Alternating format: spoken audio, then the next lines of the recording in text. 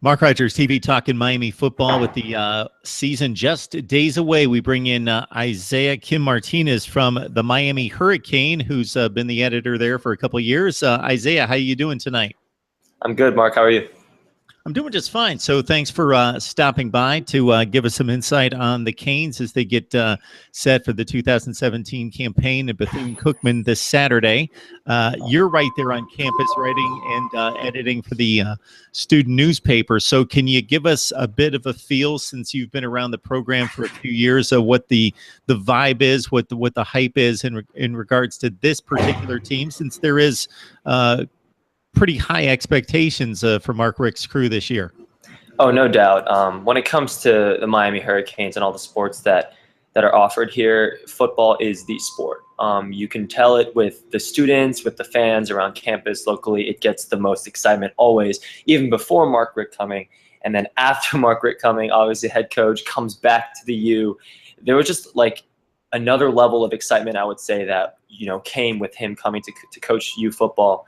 And with that, with recruiting after last year, what people thought was a pretty good year overall, his first year out, with obviously a lot of guys that weren't his guys, so to speak. They were recruited by, Al Golden, the previous guy, and so forth. So he did a good job by most people's opinions last season. Then coming into this season, getting to recruit, his guys, getting to recruit a lot of freshmen who will be used both on offense and on defense this year.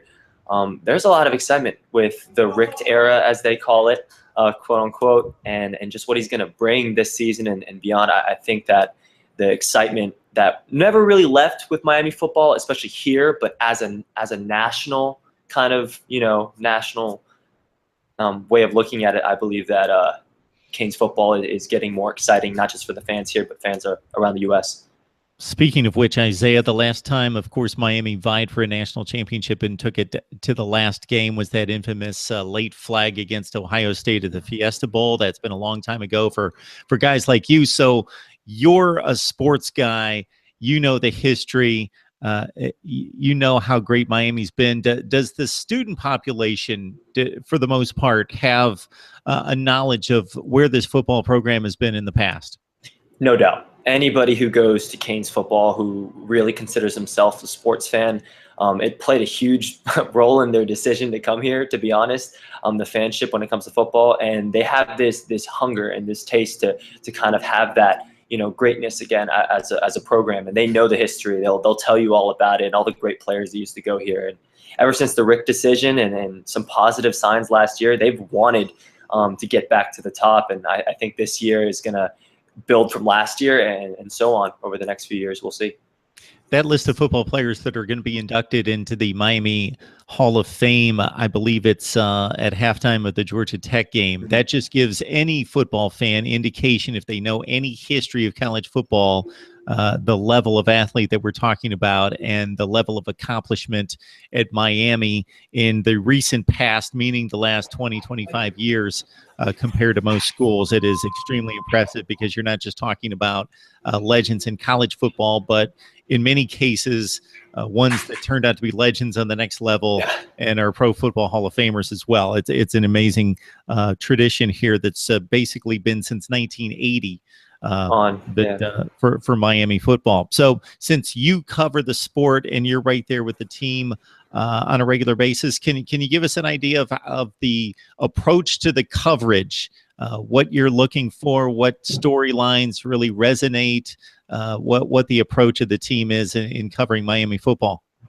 I feel like ever since last season, the news has kind of come to me. To be honest, I haven't had to look that hard when it comes to Miami football and covering it, because you name it, between Mark Richt and Brad Kaya's last year, him leaving for the draft, this whole thing about finding the new quarterback.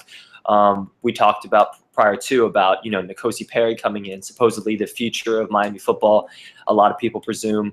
You have guys like Evan Sheriffs, who was a guy who was on the practice squad, actually redshirted, then was on the practice squad. He came out of nowhere. He was right in line to compete for the position. Ultimately, Malik Rozier, who has been with the team for a couple years, backing up Brad Kaya, won the position. So that right there, the quarterback battle, was huge to cover. It was we got a lot of stories out of that just because of, everyone wants to know who's the quarterback come week one.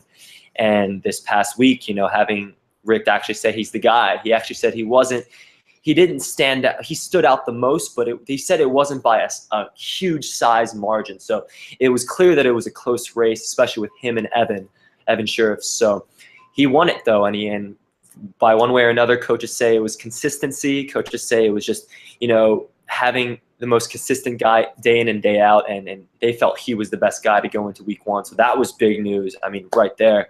We had to cover who's going to be the guy, So going to fall practice, going to training camp. They've been at it for 4 weeks now, and kind of seeing the numbers, scrimmages.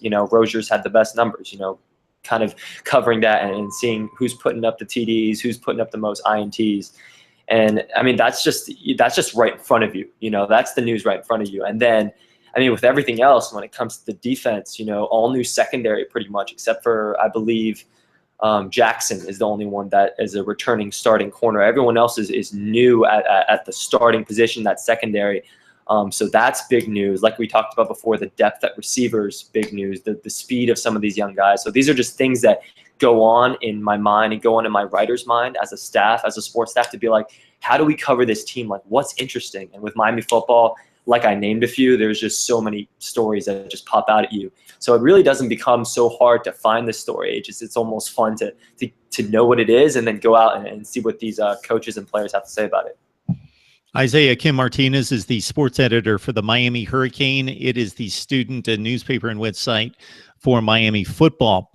Since you bring up the quarterback competition, anytime that there's a 5-star stud that's recruited and signed by any football program, there's so much hype that comes in anticipation of that particular player coming onto the scene and immediately becoming a star. It's magnified and emphasized at the quarterback position. So was there a bit of a letdown, do you think, from the fan base, knowing that Malik Rozier won the job, even if he was the right selection and the right person, because there was just so much hype surrounding Perry and wanting him to take the job and use that dynamic playmaking ability from week one on? I felt that a little bit. Definitely from people I talked to, most felt like Rozier was the safer pick, the smart pick, but not so much the high ceiling future pick. But this Miami football team with their defense, especially coming in at one of the best in the ACC, is too good to have it all crumble down because the quarterback is not ready for the pressure. And they believe Rozier was the most experienced for that. But no doubt with a guy like Perry coming in, everyone was excited about him. At least all the sports fans are like, oh, I can't wait to see, especially him being a true dual threat. There was one play that was trending on Twitter of him in the pocket and being able to shake a couple guys, very Michael Vick-like, if you will, trying to shake a few guys and running for 10 yards in the first down. I mean, people are excited for that. They want that now. What they don't understand is that, he has the talent. He's been called raw. Obviously, he's a freshman coming into college. Very few freshmen are ready for that moment right away. He had some struggles in scrimmages, threw some interceptions. Granted, it was against the first team defense that he was playing against. So you kind of expect that type of thing.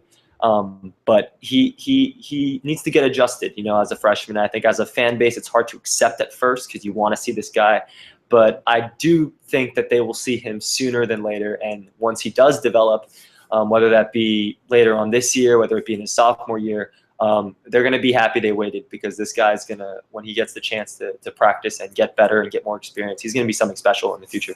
Yeah, and I think people need to understand that if you're at, let's say, Virginia or Duke, a program that's going to win 3 to 6 football games this year, that maybe as long as the hotshot quarterback has a reasonable grasp of the offense, you throw him out there. If you think you're not going to be able to win big, then you get him his reps and you get something started for the future. But this is the best roster in the division. It's decidedly the best, with Virginia Tech losing Gerard Evans and the wide receiver core that they had, with North Carolina coming back after all the explosive firepower that moved on to the NFL for them. And the landscape of the division. Georgia Tech's a solid program, but doesn't match up athletically with this program. It's the best program. So the safe pick will most likely get you win to the the division championship game if everything else plays out. And maybe N'Kosi Perry does wrestle away the job at some point mid-season, late season, or get some meaningful reps.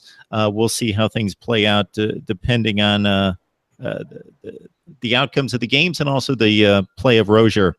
So when you look at We mentioned the Hall of Fame there at Miami, and the wide receiver core through the annals of history has been pretty amazing. Michael Irvin, Santana Moss, Andre Johnson, and we could go on and on.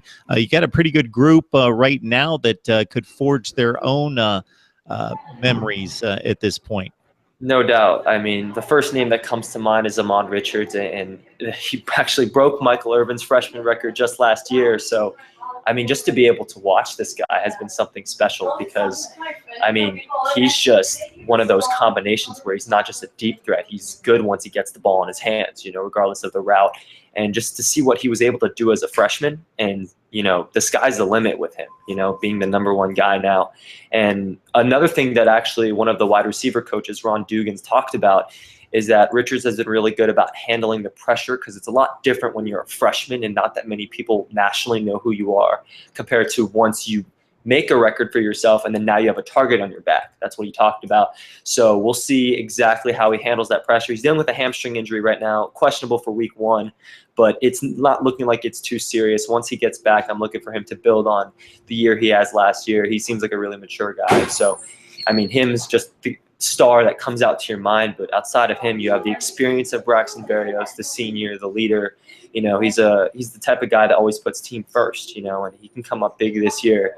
And then, like we talked about, the freshmen, when it comes to Jeff Thomas, Mike Harley, these guys who have made big impacts in practice and in scrimmages with their speed. The speed this year for Miami in the receiver position is known to be a huge strength, and they've talked about it a lot, that it might make the difference between past years where Rick says we got to get speed on the outside.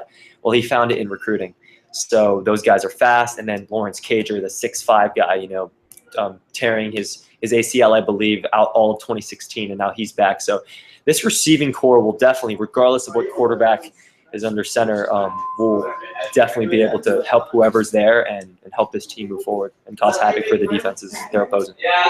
We're on the line with Isaiah Kim Martinez. He writes for the Miami Hurricane. He's the sports editor there for the last couple of years, covering Miami football.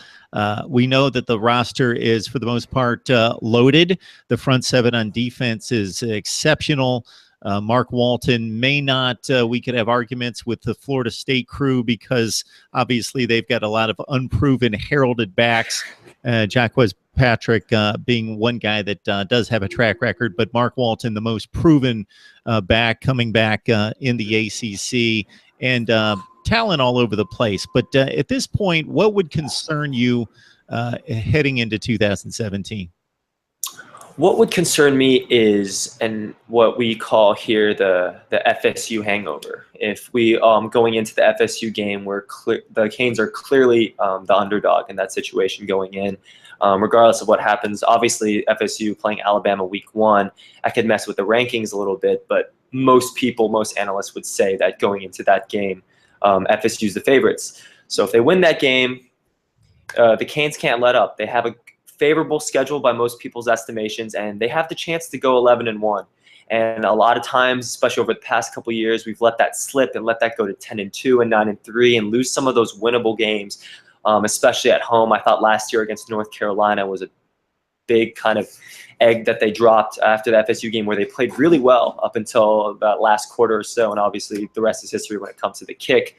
But I just feel like maintaining that consistency, especially with a lot of guys replacing positions, whether it's quarterback, whether it's in the secondary, whether it's receiver, just kind of having that discipline to win those games that you're supposedly supposed to win, even if FSU ends up as a loss. I believe that's probably the biggest thing that I feel like they need to focus on. Okay.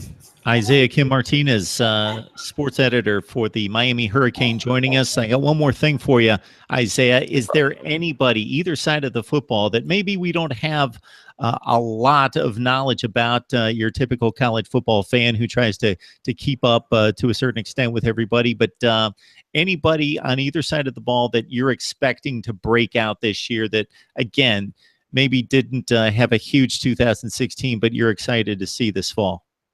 A couple.